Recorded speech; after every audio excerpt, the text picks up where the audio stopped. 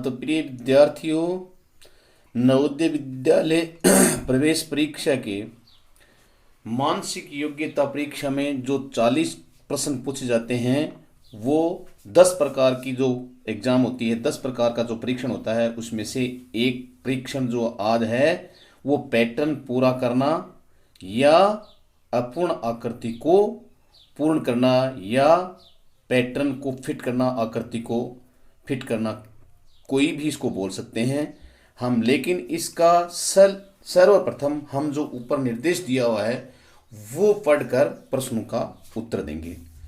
जैसे निर्देश पढ़ा हुआ ऐसे ऐसे पढ़ेंगे आप और इसको समझेंगे। प्रश्न संख्या जैसे 9 से 12, 9, 10, 11, 12, 4 हो गए। प्रश्नों में बाईं ओर एक समस्या दी गई है, समस्या आकृति दी गई है।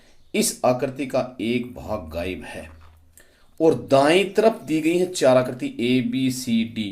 उत्तर आकृतियों को देखना है। उस उत्तर आकृति को खोजिए जो बिना अपनी दिशा बदले, यानी दिशा नहीं बदलना है, मतलब दिशा सेम रहनी चाहिए, बदले बिना समस्या आकृति के गायब भाग में इस तरह ठीक बैठती है कि समस्या आकृति का पैटर्न पूरी तरह बन जाता है।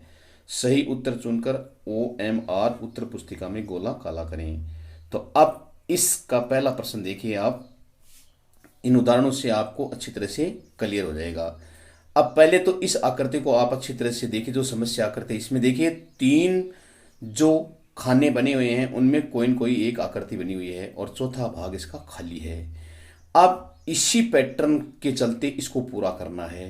तो अब हम उत्तर आकृतियों को चारों को अच्छी तरह ध्यान से देखेंगे कि कौन सी आकृति इसमें फिट बैठ सकती है ताकि ये आकृति का पैटर्न पूरा हो जाए। अब देखिए पहली आकृति को हम ध्यान से देख रहे हैं तो इसमें जो बना हुआ जो 3 आकृतियां हैं उससे ये मेल नहीं खा रही हैं। दूसरी को देखा, इसमें भी इस तरह से मेल नहीं खा रहा है। और तीसरी में देखा तो लाइनें अधिक हैं। अब चौथी आकृति में देखिए, सेम आकृति जो इन तीनों में बनी हुई है वो चौथी में बनी हुई है। इसका मतलब हमारा आंसर क्या होगा? डी आंसर होगा। तो OMR शीट में हम डी के सामने वाले गोले को काला कर देंगे। आगे और उदाहरण देखिए, अच्छी तरह से स्पष्ट हो जाएगा। ये आकृति देखिए। अब इसमें 3 आकृतियां देखिए, तीनों खानों में बनी हुई आकृति को अच्छी तरह से अपन अध्ययन करेंगे इसका। इस तरह से अंदर जो छोटे छोटे काले गहरे बिंदु हैं और बाहर की ओर इस तरह से अर्धवृत्त से बने हुए हैं तीनों आकृतियों में। तो अब इस आकृति में क्या होगा? इस तरह से एक रेखा खींची जाएगी और अंदर की तरफ हम इस तरह से गहरे छोटे छोटे बिंदु और बाहर की ओर इस तरह से छोटे छोटे अर्धवृत्त इसमें भरेंगे। तो ऐसा ध्यान से देखने। अब इसमें तो ये उल्टे बने हुए हैं और अंदर की ओर ये, और इसमें एक और है इस आकृति में जो कोने में बना हुआ है, ये क्या हमारा वर्ग बना हुआ है। तो सबसे पहले तो हम यही जांच कर लेते हैं कि कोने में वर्ग किन किन में बना हुआ है। बना हुआ है 4 नंबर में और A में बना हुआ है। इसका मतलब B और C तो इसमें कैंसिल है, इसकी ओर ध्यान ही नहीं देंगे। अब हम A और D की तुलना करेंगे। अब देखिए A में ये चित्र उल्टा बना हुआ है और B में ये पैटर्न पूरा फिट बैठ रहा है। देखिए ये ऐसे लाइन खींच जाएगी और अंदर की ओर ये छोटे छोटे रंगीन जो छोटे से सर्कल से हैं वो बने और बाहर की ओर ये अर्धवृत्त बनते जाएंगे। और इस कोने में देखिए इस भाग में ये वर्ग बना हुआ है। तो इसमें आंसर क्या हुआ? डी आंसर हुआ। तो डी वाले गोले को काला कर देंगे। अब आगे और एग्जाम्पल देखिए। एग्जाम्पल ये तीसरा उदाहरण देखिए। अब इसमें क्या है? एक बड़ा सर्कल है, इसको 4 भागों में बांटा गया है और इसके अंदर 3 रंगे हुए सर्कल बने हुए हैं हर भाग में। तो अब देखिए ये तो बी वाला है, ये पूरा सर्कल है और इसमें 4 अंदर गहरे छोटे छोटे सर्कल बने हुए हैं। ये सी वाला है, इसमें वर्ग बना और इसमें 4 छोटे गहरे करके सर्कल बनाए हुए हैं। और इसी तरह से ये डी वाला भी पूरा सर्कल है। तो इसमें जो चौथा भाग का सर्कल बनता है 1 के 4 टुकड़े करने पर वो ए में है और इसके अंदर ही 3 कलर्ड किए हुए छोटे छोटे सर्कल हैं। तो इस आकृति को पूर्ण कौन सा ये आंसर कर रहा है? ए आंसर कर रहा है। तो इसका आंसर क्या होगा? ए, जो कि इस पैटर्न को यहाँ ये पूरा फिट कर रहा है। और एग्जाम्पल देखिए, ये एग्जाम्पल नंबर 4 देखिए। इसमें पहले समस्या आकृति की ओर देखिए हम। जैसे हमारा जो माचिस की तुल्य नुमा आकृति बनी हुई है 3 और इन ये इसका डायरेक्शन है आगे की ओर, तीनों में, ये 3 और ये चौथा खाली है। तो अब देखिए इसमें ए में ये ए वाला हो सकता है क्योंकि इसका डायरेक्शन आगे की ओर है। अब बी वाले का डायरेक्शन ऊपर की ओर है और सी वाले का डायरेक्शन है वो कोने में है और डी वाले का भी कोने में है। तो इसमें हमारा आंसर क्या हो सकता है, ध्यान से देखने पर ए वाला आंसर इसमें पूरा इस आकृति को पूर्ण कर सकता है। तो हमारा आंसर क्या हुआ, ए हुआ। आया समझ में। आगे और उदाहरण देखिए, उदाहरण नंबर 5। अब इसमें देखिए ये 3 आकृतियां जो बनी हुई हैं, इसमें ट्रायंगल है और ऊपर ये वर्ग बना हुआ है। इसकी उल्टा ट्रायंगल बना के ऊपर जो वर्ग बना हुआ है। इसमें अब नीचे वाली आकृति में देखिए ट्रायंगल है और इस साइड में वर्ग बना हुआ है।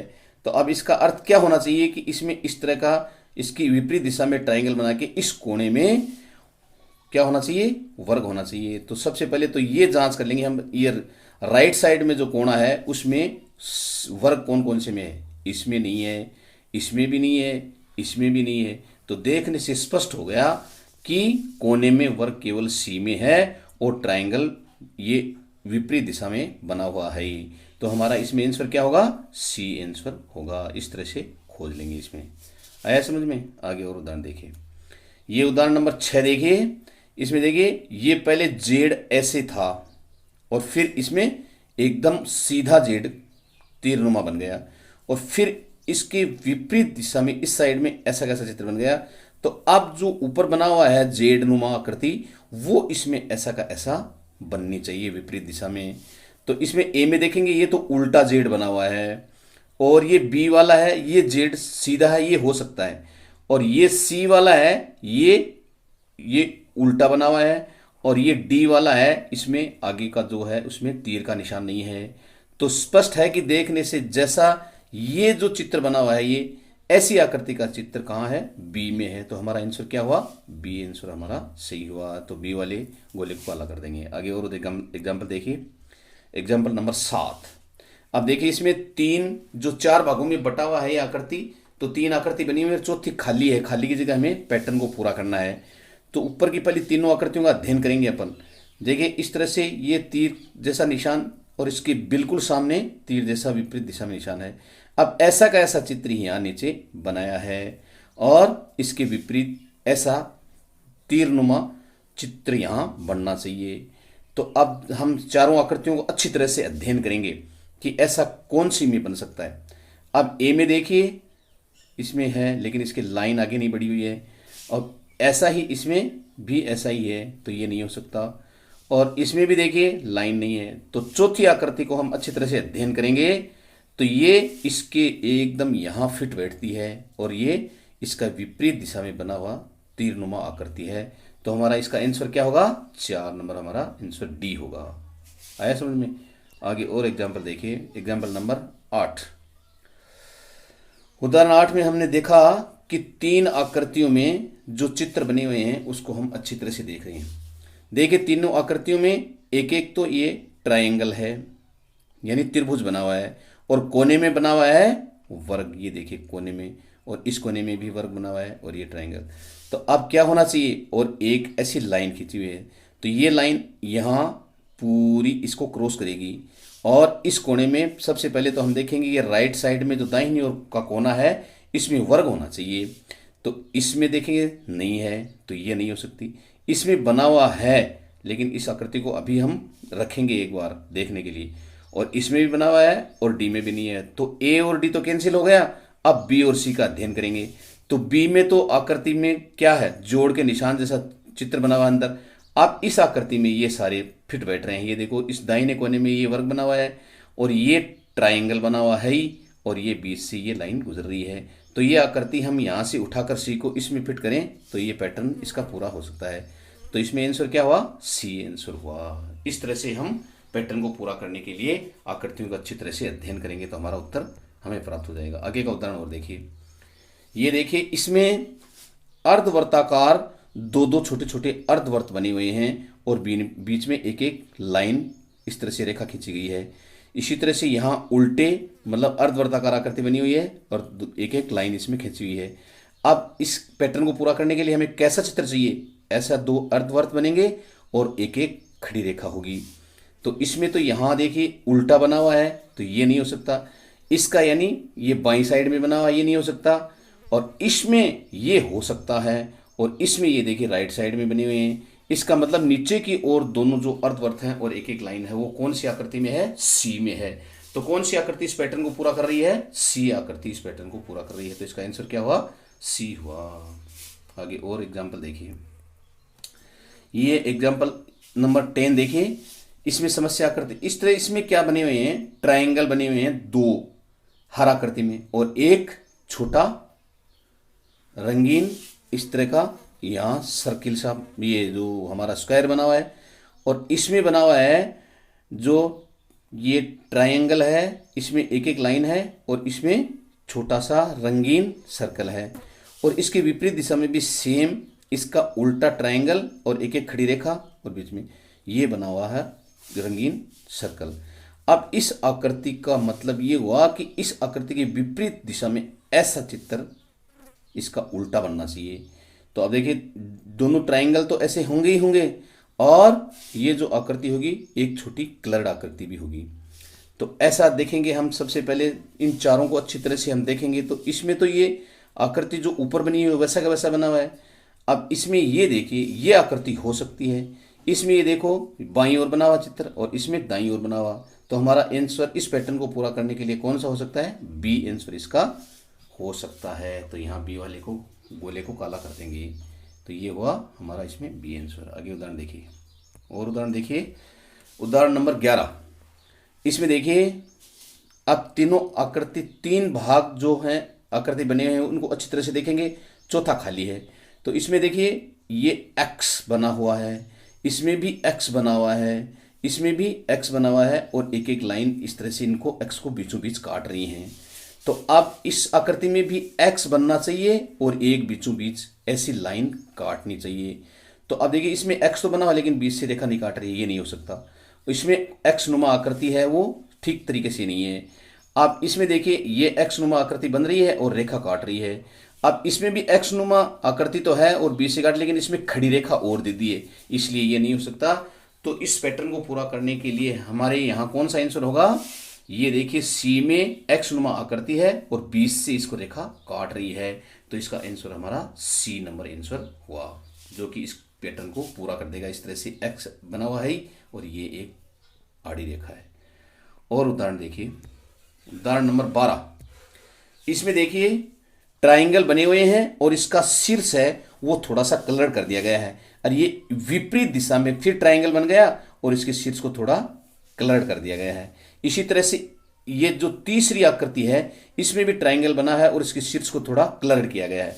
तो इसके विपरीत दिशा में ट्राइंगल बनेगा और इसके शीर्ष को थोड़ा सा रंगा हुआ यानी कलर किया हुआ आकृति हमें देखना होगा, जो कि इस पैटर्न को पूरा कर देगा। ये देखिए ये ट्राइंगल है, ये तो ऊपर की ओर बना हुआ है, तो ये नहीं हो सकता।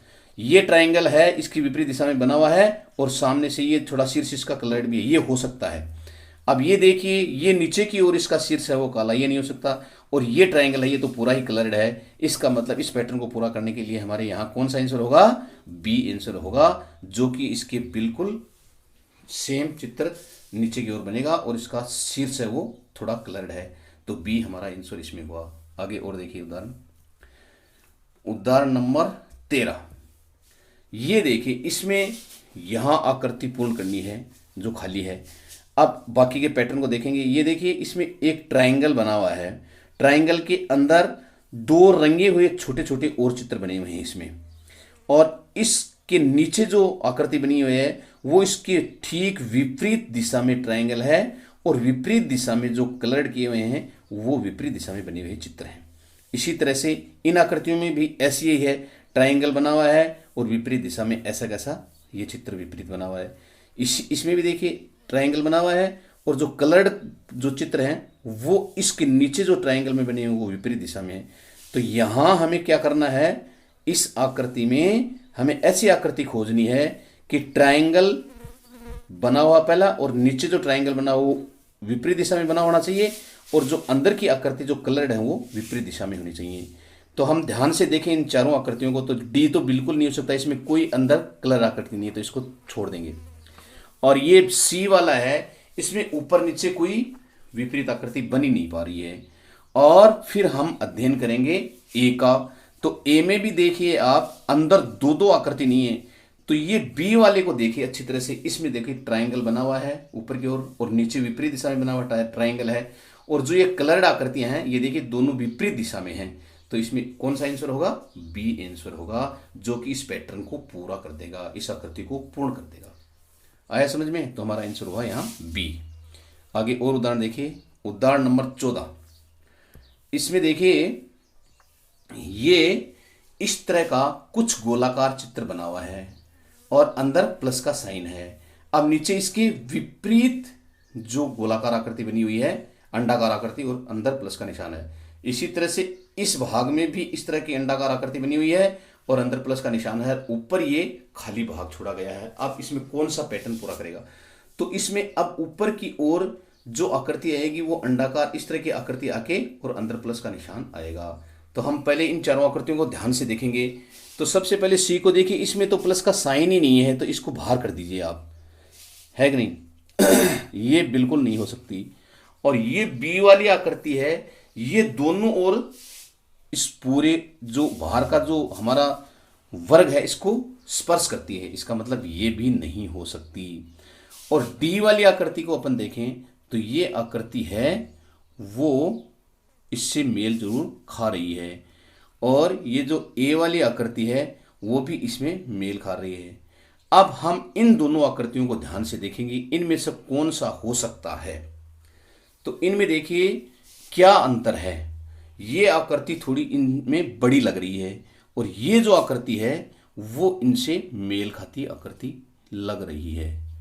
तो इसमें हमारा आंसर हम ध्यान से देखने से पता चलेगा कि ये आकृति और इस आकृति में कितना अंतर है। तो इस आकृति और इस आकृति में की बनावट में जो अंतर दिख रहा है वो लग रहा है कि ये आकृति थोड़ी इससे बड़ी लग रही है। तो इसमें आंसर होना चाहिए कौन सा? डी वाला आंसर होना चाहिए। आया समझ में? तो ये डी है, डी वाली आकृति इस पैटर्न को पूरा करती है यहां। आया समझ में? अब आगे और उदाहरण देखिए। ये उदाहरण नंबर 15। इसमें देखिए ये इस तरह का एक चित्र बना हुआ है और ये भाग खाली छोड़ दिया गया है। तो इसमें क्या है कि यहां देखिए ये आयत है, दोनों ओर से वर्गों को मिलाकर एक आयत सा बन गया है। तो यहां भी दोनों ओर से वर्ग मिलके एक आयताकार आकृति बन जानी चाहिए, और इनके जो कोने हैं वो इस तरह से अंदर जाके धसे हुए हैं। तो ऐसा इधर की साइड में तो ये चित्र बना हुआ है बड़ा और इधर से बना हुआ है थोड़ा छोटा। तो हम देखेंगे इसमें पहली आकृति को हम ध्यान से देखा तो यहाँ तो मतलब ये जो वर्गाकार आकृति है ही नहीं अंदर वाली, ये तो ट्रायंगल की तरह है, तो ये नहीं हो सकता। अब देखिए इसमें डी को देखें तो ये तो कोने में बना हुआ है, जो वर्ग बना हुआ है वो कोने में बना हुआ है। और बी की आकृति को देखें तो ये जो रेखा है वो इसकी सटी हुई नहीं है। तो इसका मतलब हमारा आंसर क्या हुआ? हमारा आंसर सी हुआ, जो कि इस आकृति के पैटर्न को यहाँ पूरा करता है। ये देखिए ये तो वर्गाकार है और ये बाहर की ओर जो आकृति है वो इसमें फिट हो जाएगी। तो इस आकृति को पूरा कर रहा है कौन सा चित्र? सी वाली आकृति इस पैटर्न को पूरा करती है। आया समझ में? इस तरह से मैं ये उम्मीद करता हूँ कि जो पैटर्न पूरा करने वाला जो इसमें भाग था वो 15 उदाहरण जो आपको मैंने बताया वो अच्छी तरह से क्लियर हो गए होंगे, और ये पैटर्न कैसे पूरा करता है ये भाग भी आपकी समझ में आ गया होगा। अब अभ्यास के लिए कुछ प्रश्न दिए गए हैं, इनको आप देखिए और इनको कौन से आंसर से इस पैटर्न को पूरा किया जा सकता है ये आप इनमें अभ्यास कर अपनी नोटबुक में अभ्यास कीजिए इनका। जैसे पहला प्रश्न है, इसमें देखिए ये आकृति बनी हुई है, तो अब कौन से को इस पैटर्न को पूरा करेगा? आप ध्यान से देखेंगे तो आपके चित्र से समझ में आ जाएगी कौन सा इसका आंसर होगा। आगे वाला देखिए, इसमें भी देखो ये 4 आकृति इस तरह से 3 आकृति दी हुई हैं और चौथी खाली है, और अब इसमें कौन सा इसमें चारों में से यहाँ सेट होगा वो आप अच्छी तरह से देख के पता कर सकते हैं इसमें कौन सा होगा। आगे वाला क्वेश्चन देखिए, ये देखिए ये तीनों दिशाओं में यहाँ तीर जा रहे हैं, अब चौथा खाली है। अब आप देखिए कौन सा इसमें फिट होगा। चारों को अच्छी तरह से देखने आपकी समझ में आ जाएगी यहाँ कौन सी आकृति फिट होगी। आगे और क्वेश्चन देखिए, ये देखिए इसमें कैसी आकृति बनी हुई है, ये देखिए एक्स की तरह से कटी हुई है और बीच में एक खड़ी लाइन है। इसमें भी एक्स की तरह बना हुआ है और एक खड़ी लाइन है। इसमें भी एक्स की तरह से आकृति बनी हुई है और एक खड़ी लाइन है। तो अब आपको अच्छी तरह से पता चल जाएगा कि इसमें कौन सा आंसर होगा जो इस पैटर्न को पूरा कर रहा है। आगे और क्वेश्चन देखिए, ये देखिए इसमें तीन जो भाग हैं वो आकृति बनी हुई है और इसमें तीर बाहर की ओर जा रहे हैं तीनों में और ये खाली है। तो यहाँ इस तरह से ये लाइनें आएगी और फिर क्या होगा, तीर रहेगा। तो इसमें आपको समझ में आ जाएगा चारों में से कौन सा आंसर होगा। और अब मैं उम्मीद करता हूँ कि ये पैटर्न आपको अच्छी तरह से क्लियर हो गया होगा। बहुत बहुत धन्यवाद।